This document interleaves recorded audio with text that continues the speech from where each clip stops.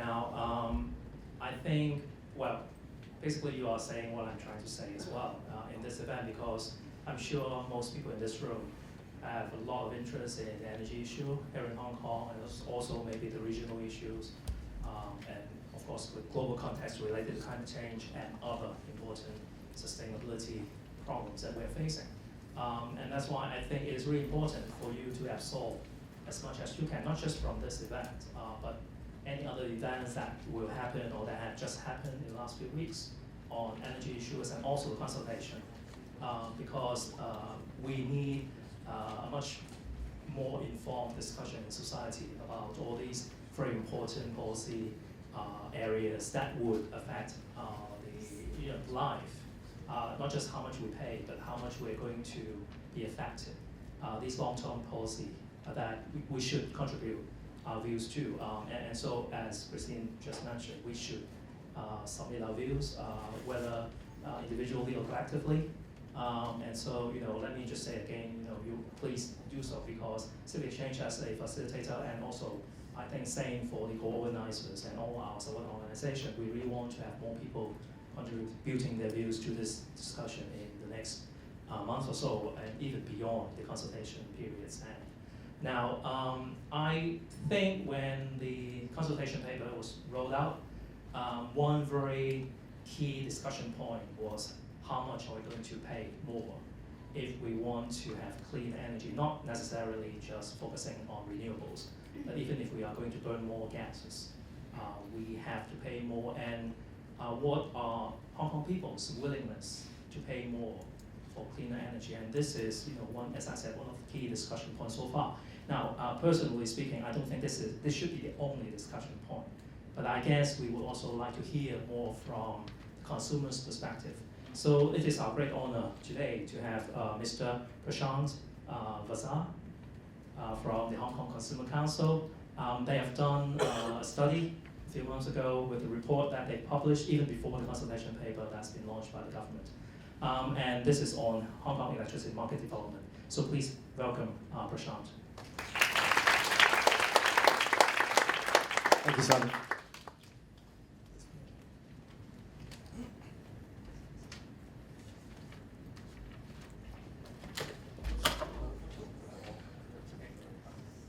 Well, it's a pleasure to speak after Christine, and she gave us such an eloquent explanation of the document, so it's quite an honour to sort of speak here afterwards. I should be delighted to hear that the Consumer Council is proposing to respond to the consultation, and along with, I hope, all of you here. As you can probably guess from my accent, I've not always lived in Hong Kong, so I will be dropping in a few observations from Europe as well, where I used to live before. We're still considering our position, so what I'll be talking about here is really some early thoughts and the kind of evidence we've been reviewing about renewables. So I'll give you a flavour of some of the way our thinking is developing. Obviously the Council has yet to opine exactly on what we will be saying. What I'm going to do in this conversation is really just talk a little bit about how much renewables might be available here in Hong Kong and at what cost. Talk about some of the policies to support renewables that are outside of the scheme of control, and I think this morning we've already heard about feed-in tariff. And then I'm going to touch a little bit about energy efficiency. I'm very pleased to hear from Christine that this imminent arrival of this document on energy efficiency. But before we talk about renewables, I just want to sort of say a word or two about gas. Now, this graphic here on the right-hand side is showing us what the price of gas has been doing here in the Asian market for the last 15 years or so.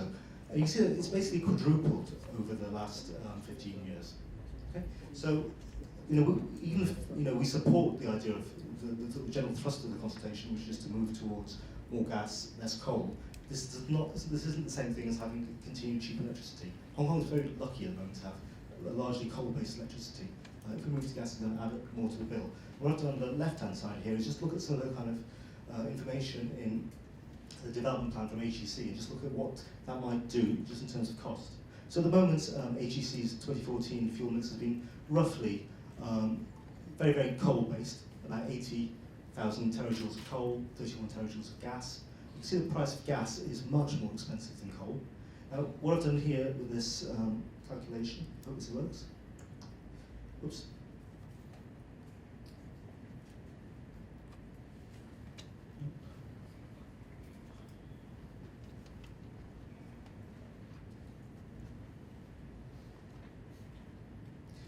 So what I've done with this calculation here is, thank you, is just show what would happen if we switch over to the 50-23 mix. And our kind of end calculation suggests that electricity prices just from the fuel mix switch alone will go up by 23%. And that's never mind the new investment that's needed. If we're going to be building several gigawatts of new combined cycle gas turbines, that's going to add to the capital cost as well. So the future, no matter whether it's coal or gas, it's going to be more expensive. So that's kind of the backdrop. So we've been very lucky in Hong Kong to have cheap energy, but if we go for a more gas-centric future, it'll be the same here. And I put the very sort of final comment here, the EU rising electricity prices. Within Europe, where I'm from, many countries are experiencing much higher levels of fuel poverty, of increasing unaffordability of energy. And that's really primarily been driven by the gas price rises along renewables prices. So even in countries like the UK, renewables policies are only adding a few percent. It's the gas price rises that make the real difference. I wanted to say a word or two about the kind of solar resource here in Hong Kong. Hong Kong is somewhere sort of middle of the pack, around here, about 1,300 kilowatt hours per metre squared. It's not high compared to sort of some parts of America or Africa, but you notice it actually is higher than Germany and most of China, where a lot of the kind of deployment has occurred so far. So we heard this morning about the massive rates of rolling out in Germany and China. Well, Hong Kong is actually comparable, if not better than those countries, often 50% better. So the actual raw resource here in Hong Kong is probably about 50% better than Germany. So what the economics are, which we will touch on, there's no reason to believe or suppose it's going to be worse here. Okay. Now, this graphic here is just reminding us what the prices of solar modules are doing. Now, this scale on the left-hand side is actually a logarithmic one, so that decline there you're seeing is actually every kind of one step it drops down to a tenfold reduction in price. So since the last time government looked at the prices of renewables, probably back in 2005, there's been a sort of 66% reduction in the price of modules. So a lot of the economics that we still think about in the back of our heads of solar being very expensive, it might be worth sort of re-exploring that. I'll be very careful to put here that the price of the modules has come down, and that's true. The cost of actual installations hasn't come down anywhere so much. So some of the kind of more expensive types of retrofits, of putting PV panels on high-rise buildings and stuff, we shouldn't assume that they're coming down anywhere near so much. And especially in Hong Kong, where you've got very high buildings and quite high construction costs. We need to bear that in mind. So if we are going to look at solar, we need to be very, very careful of actually optimizing its location. So I know this morning we heard a great deal of enthusiasm about some of the kind of building integrated and some of the kind of on solar on rooftops. You must be careful that we're not sort of building in a very high cost solar by doing it that way. And I think some of the kind of the cheapest solar that we see around the world has been actually deployed at much larger scales. It's kind of utility scale one. Okay, I genuinely think we do need to think about this again. Now, I think this morning, I know Christine, you weren't here, but there was a range of kind of ideas of how much solar potential is here in Hong Kong. And I think one bottom-up calculation, which is looking at how much actual building roof space there is, was coming up with numbers of about 2%. And I think you're probably familiar that the numbers that the EMSD produced from almost 10 years ago now. It's looking at a very sort of top-down calculation, looking at how much land is not under country parks and stuff like that with a much, much larger figure. I think we urgently need to revisit those numbers because this range of 2 to 20, it's really, we should do better than that. I've put here a graphic just showing what the wind resource is around the world. And I just want to draw attention here to the title of this. Mean wind speeds at 80 meters height. It is quite important that we actually optimize our thinking about wind as well. I know this morning we had some kind of enthusiastic presentations about little wind turbines stuck on the middle of buildings and stuff. Well, these have been attempted in other countries, that are 1 kilowatt and less than 1 kilowatt ones. They don't work, okay? They don't produce much electricity. So I think you need to be really careful about wind. You actually select the right location, the right scale, and look at the resource availability. And I've put down this sort of point here that China's put something like 62 gigawatts of wind, but I hear this morning that this figure's already out of date. I think we heard this morning it's 100 gigawatts already. So it's been deployed very, very quickly, not too far away from us. So we just need to think again about the opportunities. I know that both HEC and CLP have looked at options here, and I think that their plans are something like 300 megawatts. But I've seen other academics produce much, much larger numbers than this. So again, I think it is worth actually exploring what the kind of opportunity for offshore wind is here in Hong Kong. I haven't said anything about sewage treatment some of the kind of waste incineration and anaerobic digestion. But I know these are opportunities which they're very mature technologies that have been used in many, many countries. And I think it is really worth rolling these out. And they're often the least cost ones as well. So from a consumer point of view, if we're going for kind of low carbon development and this kind of renewable penetration, these are the ones we need to focus on in the short term. We heard from Johnny about some of the more experimental ones like tidal and wave. I don't think I've seen sort of robust costings of these yet, but there's something that as a world, as a country, we should keep on exploring. Okay, so I'm just going to repeat the points I've made earlier. It is worth renewing our thinking about renewables.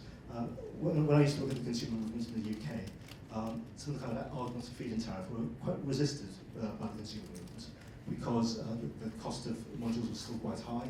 And at least in the UK, solar PV tends to generate most in summer at daytime, which is actually a period at which demand is actually lowest for electricity. But we need to think about that again because the costs are dropping. There's lots and lots of examples of deployment now of solar PV waste, and increasingly now offshore wind. I mean, offshore wind is still it's still a relatively young technology.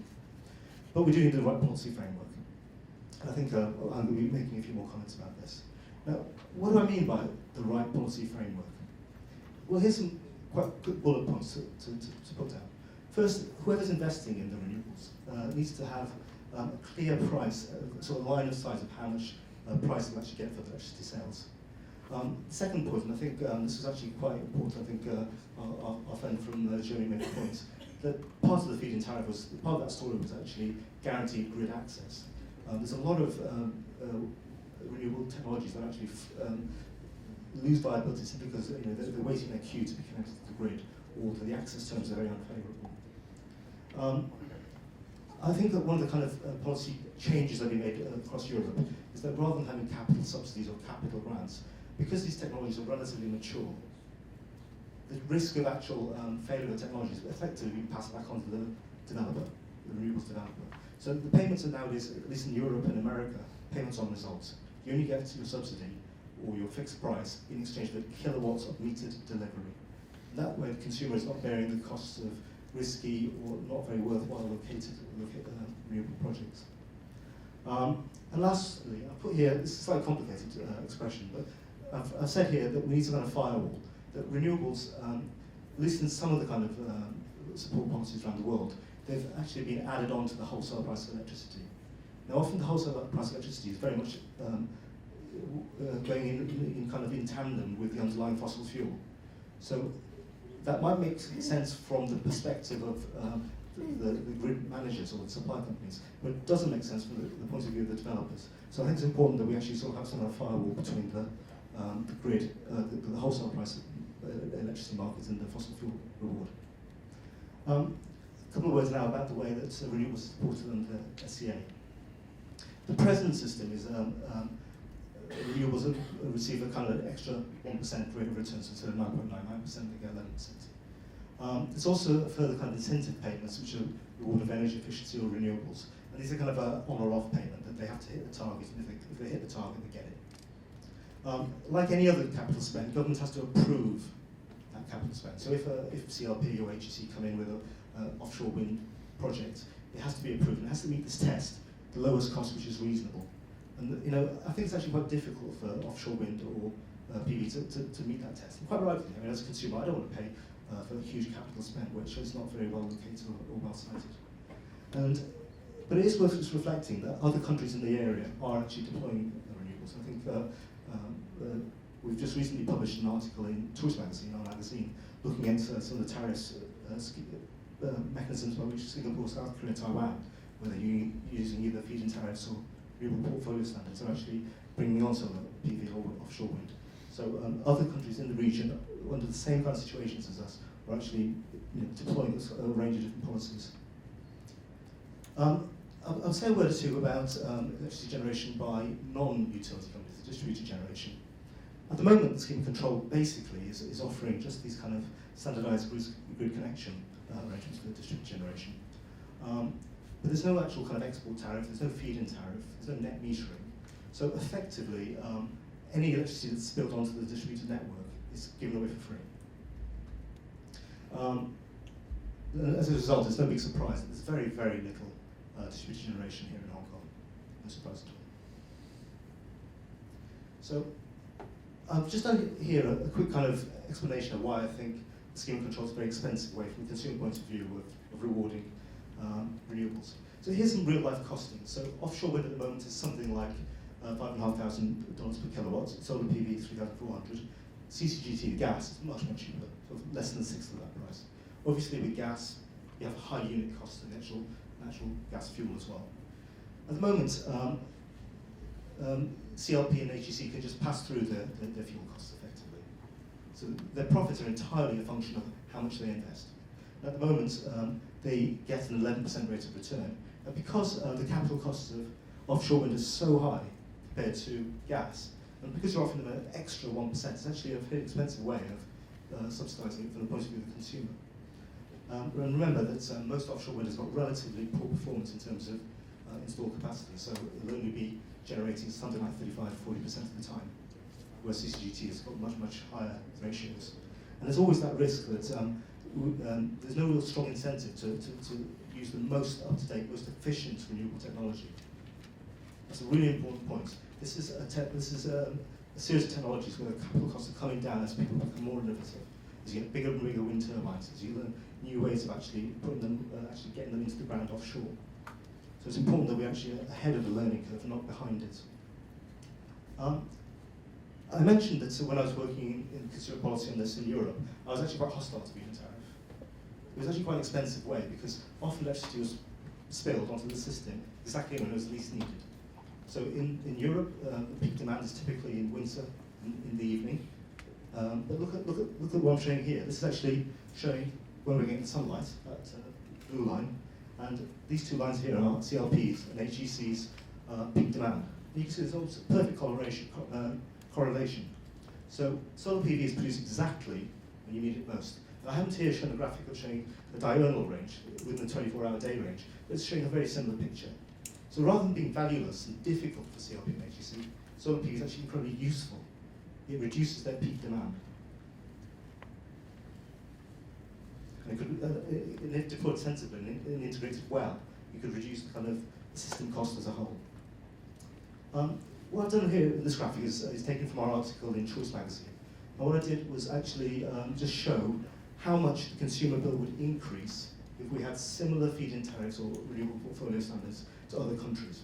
So typically in Hong Kong, the customer bill for electricity is about $8,000 a year. This is the cost of the different feed-in tariffs if you were having a 5% renewables target.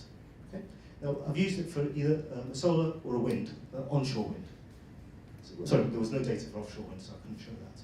But you can see that typically, for a 5% feed sort of target for renewables in Hong Kong, we would add about 3% of the bill. I'm running out of time, so I'm going to zoom through it now. Now, I want to return to the point of energy efficiency. I think a number of people have made this point in the morning. I think it's a very important one. The most important renewable resource is energy efficiency. But this graphic here is just showing where electricity demand has gone here in Hong Kong over the last few years. It's risen at something like 8.5% over the last 5 years, about 1.5% a year. In Europe, on the other hand, since 2006, which was the peak year of primary energy consumption, it's dropped by 8%. I mean, partly that's recession, but partly that's actually intelligent energy efficiency policy that's been rolled out over many, many territories. Now, what have they done? There have been investments in heating and ventilation air conditioning units, much higher performance standards expected from appliances, and just things like better consumer behaviour. That's things like advice and better controls. Just things like showing people how to use their temperature settings, how to use thermostats and timers intelligently. Very, very basic stuff, but it's important. It takes real investment. What's the current SCA doing for energy efficiency? I think we heard a point earlier on that they should act synergistically. I'm afraid I think it's probably working the other way around at the moment. Energy efficiency is pretty much penalised by the SCA. It does this through two mechanisms. Firstly, obviously the revenue is cut. And if revenue is cut, it actually becomes more and more difficult for the energy companies to be profitable the way that the kind of costs are apportioned. And secondly, if this energy demand is cut and there's excessive forecasted demand, then they're effectively fined under the SCA for this. So at the moment, there needs to be a real sort of big rethink about whether energy efficiency really fits in the SCA as it stands at all now. And I do want to make the observation, it's not kind of inevitable or even necessarily desirable for energy efficiency and responsibility to lie with the energy companies. So let's see what other countries are doing. So in many countries, the UK is one example, there are actually hard targets for energy efficiency to be installed by energy companies. They have essentially, I think in the last few years of the Labour government, something like 1 million cavity wall installations or loft installations per year were being installed by energy companies under rules. They would potentially find 10% of their revenue if they didn't hit their targets. In other countries, the standalone agencies can be used instead. So I've given two examples here in the box. The energy regulator in California, the Public Utility Commission, essentially sets directions for electricity companies to install energy-saving technologies. And they've actually found a mechanism by which the kind of problems of energy companies, the disincentives, they've kind of overcome that by over-rewarding achievement of targets and make sure the fixed costs are returned to the energy companies. Efficiency Vermont is an example in Vermont where the utilities basically take money from the customer bill, about $35 per customer per year, but they're required to invest into low-cost energy saving options. And we were hearing about rates of returns of 10-11% this morning. Well, Efficiency Vermont is getting 50% rates of returns on its investments on energy efficiency. That's what I mean when I say it's the real kind of renewable resource. This is an observation just from my own house, my own experience. When I came to the UK, when I was living in the UK, my fridge was something like an A++, so it's the second-tier performer.